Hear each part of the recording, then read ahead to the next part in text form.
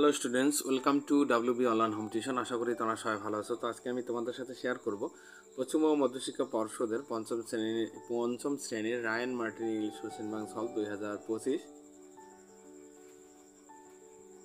তো আজকে আমি যে পেজটি আলোচনা করব সেকেন্ড সামেটিভ এভলিউশনের model question paper 8 Krishnanath college school. তো পেজ নম্বর হলো 165। তো পুরো কোশ্চেনটি আমরা অ্যান্সার সহ আলোচনা করব।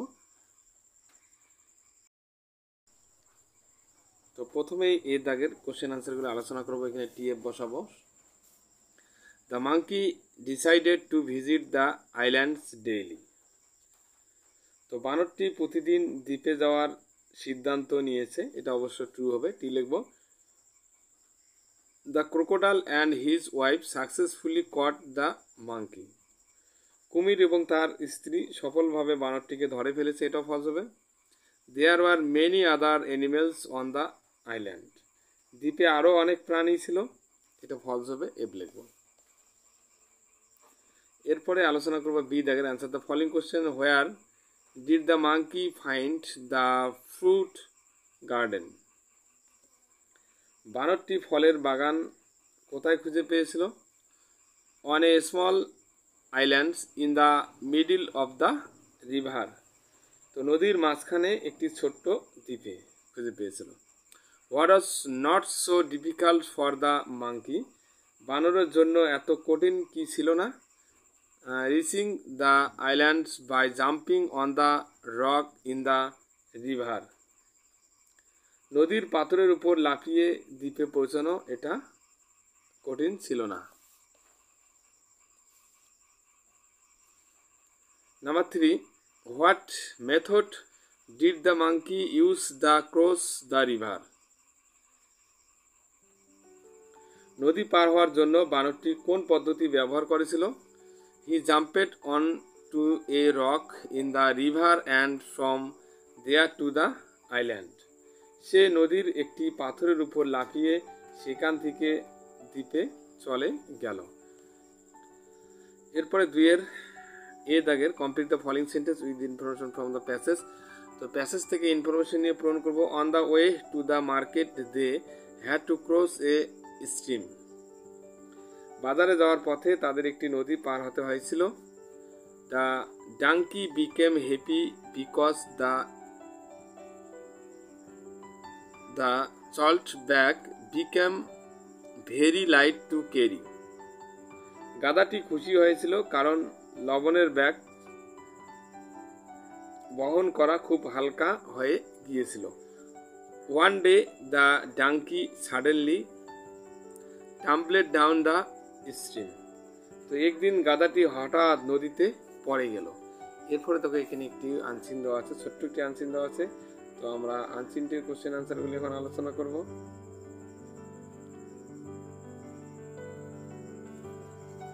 ফাইন্ডিং নেমো।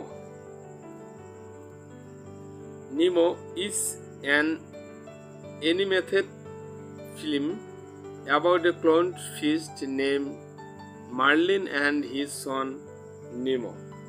তো ফাইন্ডিং নেমো হলো মার্লিন নামক এক ক্লাউন্ড ফিশ এবং তার ছেলে নেমোকে কেন্দ্র করে একটি অ্যানিমেটেড যেন ছবি আর কি। The curious and adventurous Nemo is captured by a diver and taken to a fish tank in a dentist office. একজন ডুবুরি কৌতূহলী এবং দুঃসাহসিক নিমোকে ধরে ফেলে এবং একজন দন্ত চিকিৎসকের অফিসে একটি মাছের ট্যাঙ্কে তাকে নিয়ে যায়। Desperate Marlin embark on an epic journey to rescue নেমো। মরিয়া হয়ে মার্লিন নেমোকে উদ্ধার করার জন্য এক মহাকাব্যিক যাত্রা শুরু করে। Along the way Marlin meets Dory, a friendly but forgetful fish. তো পথে মার্লিন ডোরির সাথে দেখা করে একটি বন্ধুত্বপূর্ণ কিন্তু ভুলে যাওয়া যেন মাছ। Together they navigate oceans dangers, encountering sharks, jellyfish and currents. একসাথে তারা সমুদ্রের বিপদ অতিক্রম করে হাঙর, জেলফিশ ও স্রোতের মুখোমুখি তারা হয়। In the dentist office, Nemo makes friends with a tang fish who helps him to escape. তো ডেন্টিস্টের অফিসে নিমো একটি ট্যাং ফিশের সাথে বন্ধুত্ব করে যে তাকে পালাতে সাহায্য করে।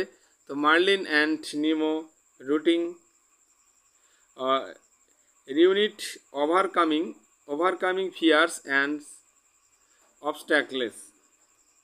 ভয় এবং বাধা অতিক্রম করে মার্লিন নিমো পুনরায় মিলিত হয়। The film celebrated bravery.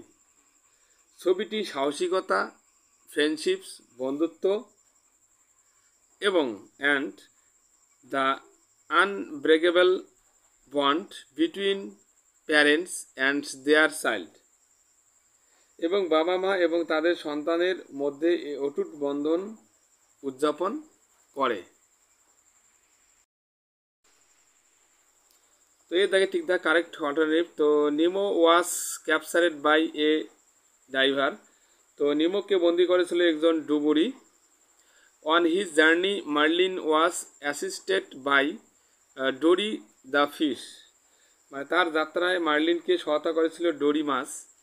Nimo was taken to an fish tank in a dentist office.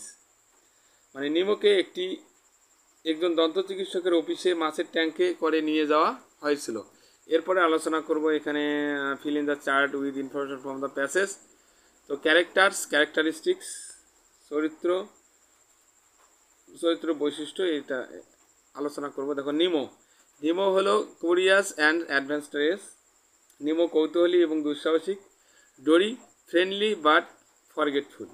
মানে ডোরি বন্ধুত্বপূর্ণ কিন্তু ভুলে যাওয়া। এরপরে গ্রামার অ্যান্ড ভোকাবুলারিগুলি আলোচনা করব। fill in the blanks with appropriate preposition. তো fish lives in the water.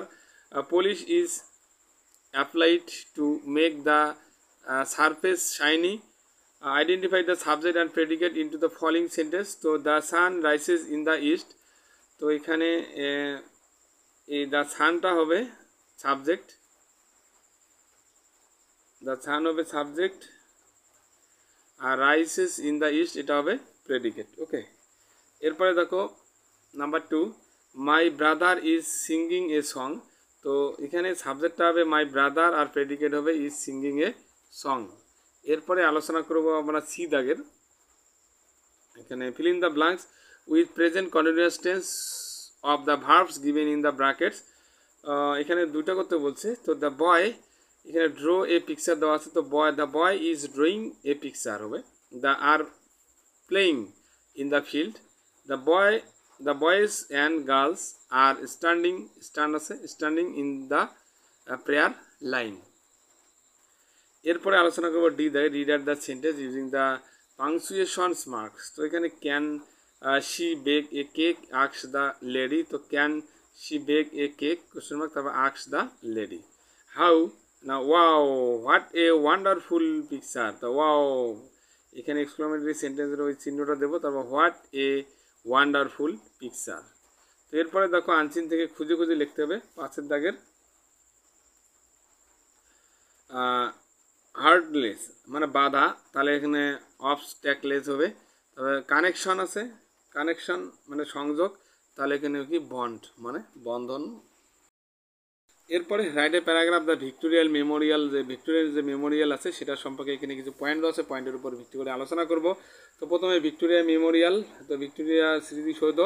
Victoria Memorial is a famous historical monuments situated in Kolkata beside red road. তো ভিক্টোরিয়া স্মৃতিসৌধ হলো কলকাতার রেড রোডের পাশে অবস্থিত একটি বিখ্যাত ঐতিহাসিক স্মৃতিস্তম্ভ। It is build of beautiful white marble and is one of the finest examples of British architecture in India. তো এটি সুন্দর সাদা মার্বেল দিয়ে নির্মিত এবং ভারতের ব্রিটিশ স্থাপত্যের অন্যতম সেরা একটা উদাহরণ। The Memorial was constructed in memory of queen Victoria and house A museums that showcase many items related to her life and rule. তো স্মৃতিসৌধটি রানী ভিক্টোরিয়ার স্মৃতিস্মরণে আর কি নির্মিত হয়েছিল এবং এটি একটি জাদুঘর রয়েছে যেখানে তার জীবন এবং শাসন সম্পর্কিত অনেক জিনিসপত্র প্রদর্শিত হয়। Surrounded by lush gardens, the Victorian Memorial attracted thousands of visitors every year. তো সবুজ উদ্যানে ঘেরা ভিক্টোরিয়া মেমোরিয়াল প্রতি বছর হাজার হাজার দর্শনার্থীকে আকর্ষণ করে। তো it stands as a symbols of colonial history and artistics grandeur. তো এটি ঔপনিবেশিক ইতিহাস এবং শৈল্পিক মহিমার প্রতীক হিসাবে দাঁড়িয়ে আছে। তো এইভাবে আমরা আলোচনা করলাম ভিক্টোরিয়া মেমোরিয়াল হল সম্পর্কে।